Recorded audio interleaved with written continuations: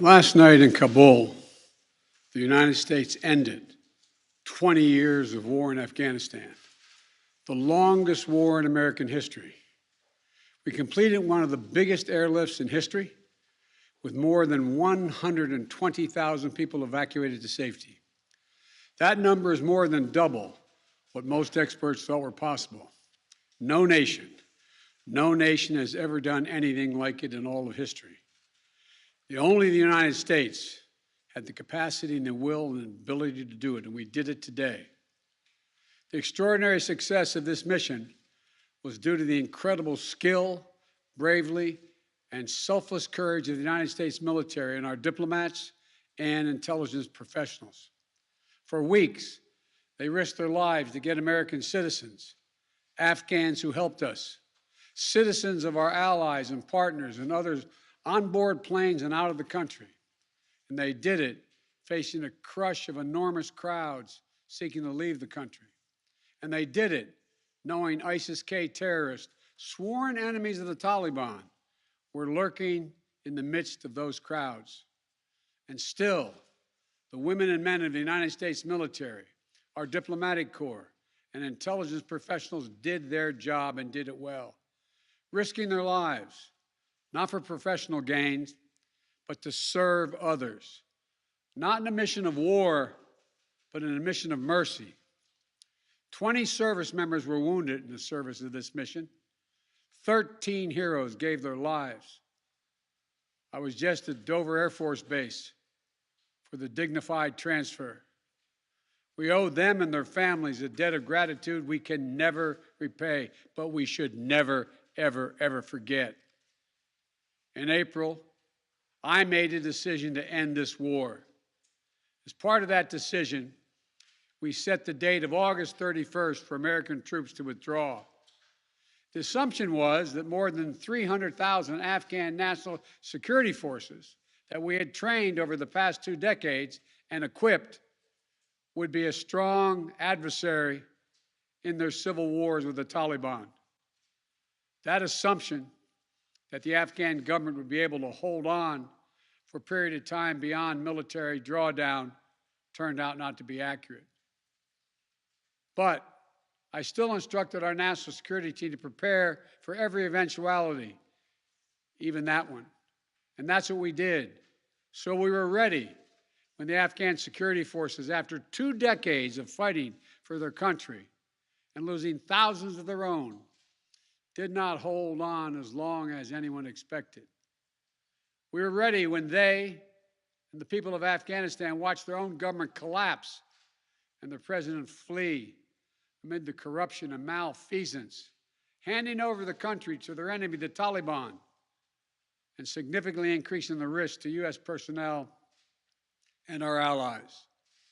As a result, to safely extract American citizens before August 31st, as well as embassy personnel, allies and partners, and those Afghans who had worked with us and fought alongside of us for 20 years, I had authorized 6,000 troops, American troops, to Kabul to help secure the airport. As General McKenzie said, this is the way the mission was designed. It was designed to operate under severe stress and attack, and that's what it did. Since March, we reached out 19 times to Americans in Afghanistan with multiple warnings and offers to help them leave Afghanistan, all the way back as far as March. After we started the evacuation 17 days ago, we did initial outreach and analysis and identified around 5,000 Americans who had decided earlier to stay in Afghanistan but now wanted to leave. Our Operation Allied Rescue ended up getting more than 5,500 Americans out. We got out thousands of citizens and diplomats from those countries that went into Afghanistan with us to get bin Laden. We got out locally employed staff of the United States Embassy and their families, totaling roughly 2,500 people. We got thousands of Afghan translators and interpreters and others who supported the United States out as well. Now we believe that about 100 to 200 Americans remain in Afghanistan with some intention to leave. Most of those who remain are dual citizens, longtime residents who had earlier decided to stay because of their family roots in Afghanistan. The bottom line, 90% of Americans in Afghanistan who wanted to leave were able to leave. And for those remaining Americans, there is no deadline. We remain committed to get them out if they want to come out. Secretary of State Blinken is leading the continued diplomatic efforts to ensure safe passage for any American, Afghan partner, or foreign national who wants to leave Afghanistan. In fact, just yesterday, the United Nations Security Council passed a resolution that sent a clear message about what the international community expects the Taliban to deliver on moving forward, notably freedom of travel, freedom to leave. And together, we are joined by over 100 countries that are determined to make sure the Taliban upholds those commitments. It will include ongoing efforts in Afghanistan to reopen the airport, as well as overland routes, allowing for continued departure to those who want to leave and deliver humanitarian assistance to the people of Afghanistan. The Taliban has made public commitments, broadcast on television and radio across Afghanistan, on safe passage for anyone wanting to leave, including those who worked alongside Americans. We don't take them by their word alone, but by their actions. And we have leverage to make sure those commitments are met. Let me be clear. Leaving August the 31st is not due to an arbitrary deadline. It was designed to save American lives. My predecessor, the former president, signed an agreement with the Taliban to remove U.S. troops by May the 1st, just months after I was inaugurated. It included no requirement that the Taliban work out a cooperative governing arrangement with the Afghan government. But it did authorize the release of 5,000 prisoners last year, including some of the Taliban's top war commanders, among those who just took control of Afghanistan. And by the time I came to office, the Taliban was in its strongest military position since 2001, controlling or contesting nearly half of the country. The previous administration's agreement said that if we stuck to the May 1st deadline that they had signed on to leave by, the Taliban wouldn't attack any American forces. But if we stayed, all bets were off. So we were left with a simple decision. Either follow through on the commitment made by the last administration and leave Afghanistan, or say we weren't leaving and commit another tens of thousands more troops going back to war. That was the choice, the real choice, between leaving or escalating. I was not going to extend this forever war, and I was not extending a forever exit. The decision to end the military airlift operations at Kabul airport was based on the unanimous recommendation of my civilian and military advisors, the Secretary of State, the Secretary of Defense, the Chairman of the Joint Chiefs of Staff, and all the service chiefs, and the commanders in the field. Their recommendation was that the safest way to secure the passage of the remaining Americans and others out of the country was not to continue with 6,000 troops on the ground in harm's way in Kabul, but rather to get them out through non-military means. In the 17 days that we operated in Kabul, after the Taliban seized power, we engaged in an around-the-clock effort to provide every American the opportunity to leave. Our State Department was working 24/7, contacting and talking and in some cases walking Americans into the airport. Again, more than 5,500 Americans were airlifted out. And for those who remain, we will make arrangements to get them out if they so choose. As for the Afghans, we and our partners have airlifted 100,000 of them. No country in history has done more to airlift out the residents of another country than we have done. We will continue to work to help more people leave the country who are at risk. We're far from done. For now, I urge all Americans to join me in grateful prayer for our troops and diplomats and intelligence officers who carried out this mission of mercy in Kabul and at tremendous risk with such unparalleled results. An airlift that evacuated tens of thousands, to a network of volunteers and veterans who helped identify those needing evacuation, guide them to the airport, and provided them for their support along the way. We're going to continue to need their help. We need your help, and I'm looking forward to meeting with you.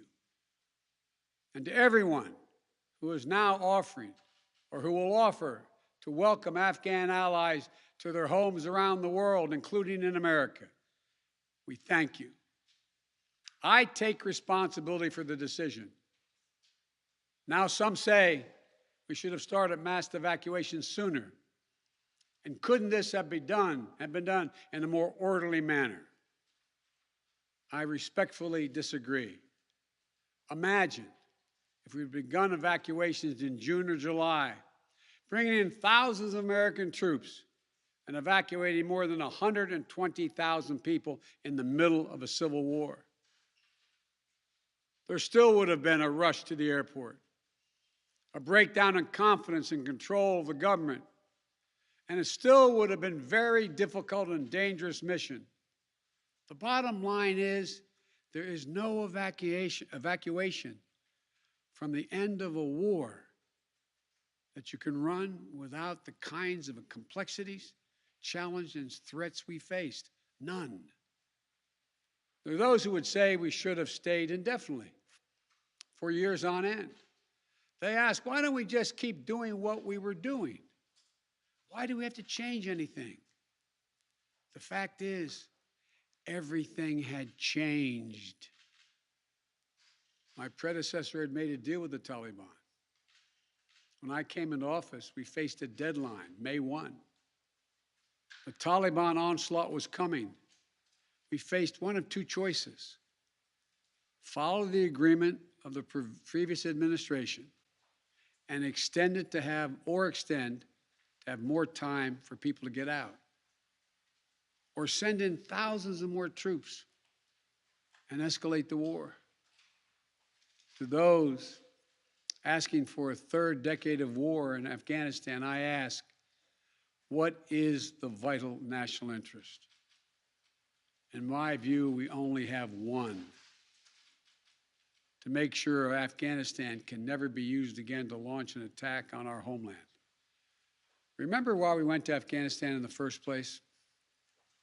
Because we were attacked by Osama bin Laden and al-Qaeda on September 11th, 2001.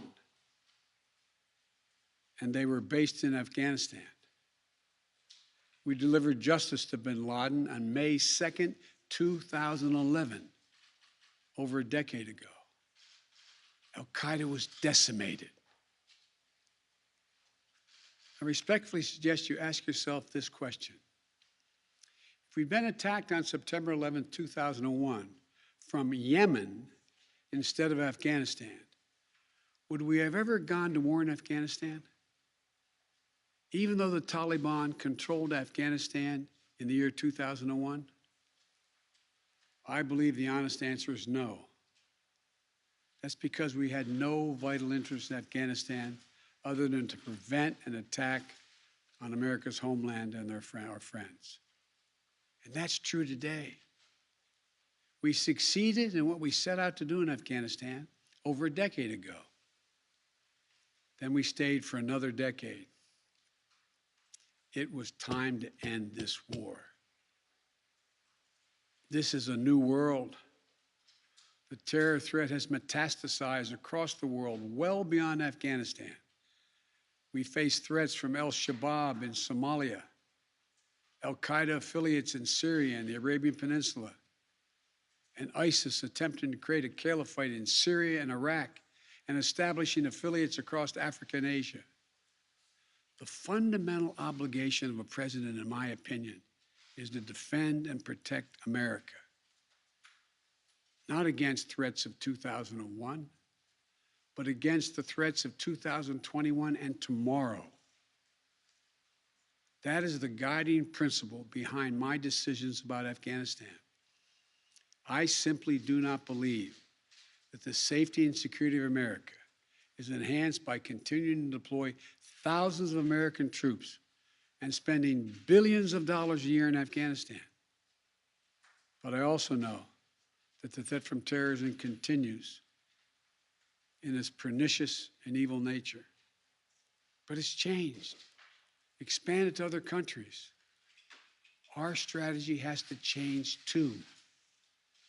We will maintain the fight against terrorism in Afghanistan and other countries. We just don't need to fight a ground war to do it. We have what's called over-the-horizon capabilities, which means we can strike terrorists and targets without American boots on the ground, or very few if needed. We've shown that capacity just in the last week. We struck ISIS-K remotely, days after they murdered 13 of our service members and dozens of innocent Afghans. And to ISIS-K, we are not done with you yet. As Commander-in-Chief, I firmly believe the best path to guard our safety and our security lies in a tough, unforgiving, targeted, precise strategy that goes after terror where it is today, not where it was 2 decades ago. That's what's in our national interest. And here's a critical thing to understand. The world is changing. We're engaged in a serious competition with China. We're dealing with the challenges on multiple fronts with Russia. We're confronted with cyber attacks and nuclear proliferation. We have to shore up America's competitiveness to meet these new challenges in the competition for the 21st century. And we can do both. Fight terrorism and take on new threats that are here now and will continue to be here in the future. And there's nothing China or Russia would rather have, would want more in this competition in the United States to be bogged down another decade in Afghanistan. As we turn the page on the foreign policy that has guided our nation the last 2 decades, we've got to learn from our mistakes. To me, there are 2 that are paramount. First, we must set missions with clear, achievable goals, not ones we'll never reach. And second, we must stay clearly focused on the fundamental national security interest of the United States of America. This decision about Afghanistan is not just about Afghanistan. It's about ending an era of major military operations to remake other countries.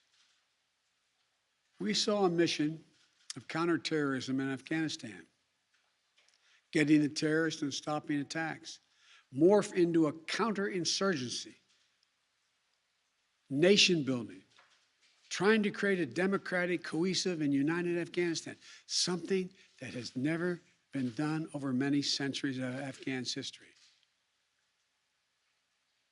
Moving on from that mindset and those kind of large-scale troop deployments will make us stronger and more effective and safer at home. And for anyone who gets the wrong idea, let me say clearly, to those who wish America harm, To those who engage in terrorism against us or our allies, know this: the United States will never rest. We will not forgive. We will not forget. We will hunt you down to the ends of the earth, and you will pay the ultimate price. And let me be clear. We'll continue to support the Afghan people through diplomacy, international influence, and humanitarian aid. We'll continue to push for regional diplomacy engagement to prevent violence and instability. We'll continue to speak out for the basic rights of the Afghan people, especially women and girls, as we speak out for women and girls all around the globe. And I've been clear that human rights will be the center of our foreign policy. But the way to do that is not through endless military deployments, but through diplomacy, economic tools, and rallying the rest of the world for support. My fellow Americans, the war in Afghanistan is now over. I'm the fourth president who has faced the issue of whether and when to end this war. When I was running for president, I made a commitment to the American people that I would end this war. And today, I've honored that commitment. It was time to be honest with the American people again. We no longer had a clear purpose in an open-ended mission in Afghanistan.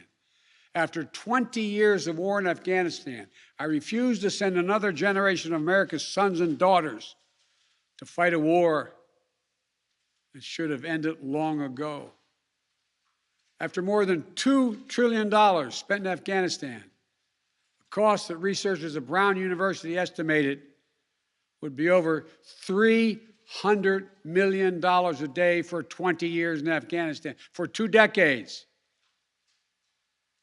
Yes, the American people should hear this: $300 million a day for 2 decades. If you take the number of 1 trillion, as many say, that's still $150 million a day for 2 decades.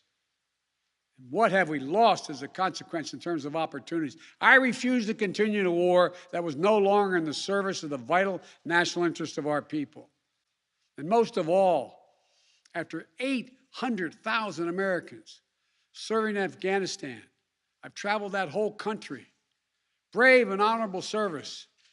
After 20,744 American servicemen and women injured, and the loss of 2,461 American personnel, including 13 lives lost just this week, I refuse to open another decade of warfare in Afghanistan.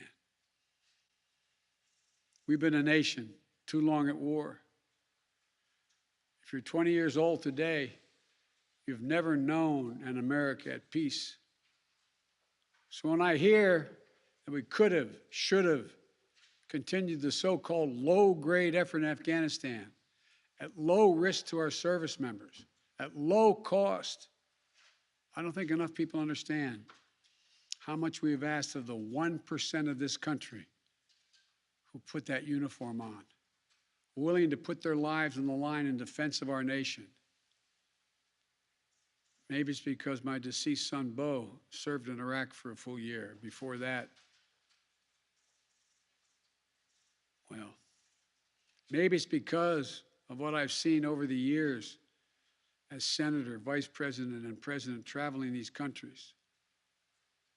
A lot of our veterans and their families have gone through hell.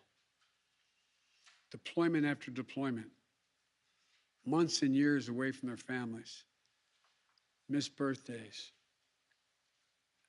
anniversaries, empty chairs at holidays, financial struggles, divorces, loss of limbs, traumatic brain injury, post-traumatic stress. We see it in the struggles many have when they come home. We see it in the strain on their families and caregivers. We see it in the strain on their families when they're not there. We see it in the grief borne by their survivors. The cost of war they will carry with them their whole lives.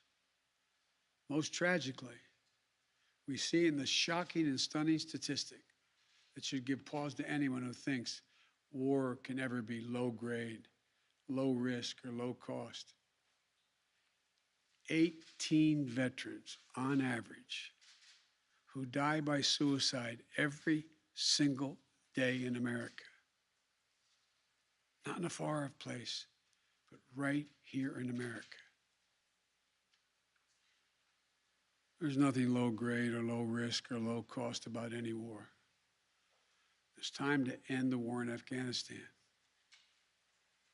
As we close 20 years of war and strife and pain and sacrifice, it's time to look to the future, not the past, to a future that's safer, to a future that's more secure, to a future that honors those who served and all those who gave what President Lincoln called their last full measure of devotion.